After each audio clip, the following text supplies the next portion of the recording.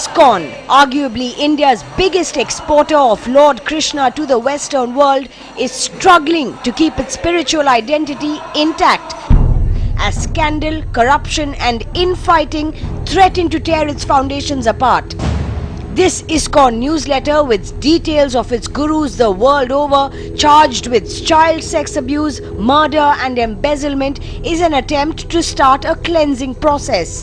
But now, bitter disagreements over ISKCON's governance in India has split the organization right down the middle.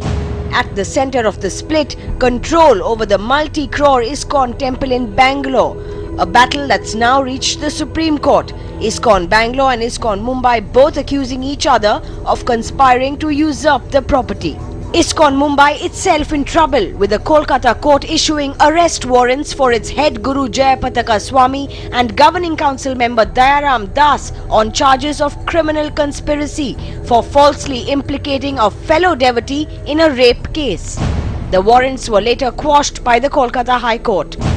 That's not all. Dayaram Das, while being internally investigated for investing personal funds through the temple's mutual investment schemes, questions in this email exchange why former ISKCON member Satadanya Das, accused of child sexual abuse within ISKCON, was not reported to the country's law enforcement agencies. Speaking to CNN-IBN, Dayaram Das says all charges against ISKCON are part of a smear campaign by this man. ISKCON Bangalore head Madhu Pandit Das, himself accused of property fraud and conspiracy. If you allow today Madhu Pandit Das to walk away, tomorrow I will walk away with Calcutta. There's also a lot of 500,000 crores. Day after tomorrow he'll walk away with Madurai. Let rot come out. Let sunlight be there. Sunlight will cleanse everything.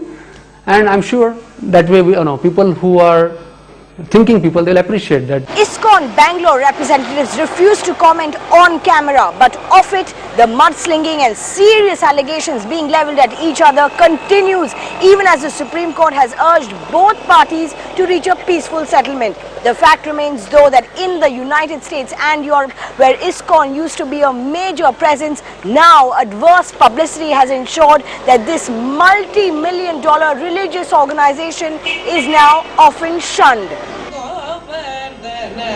With Deepa Balakrishnan in Bangalore, in Mumbai, Raksha Shetty.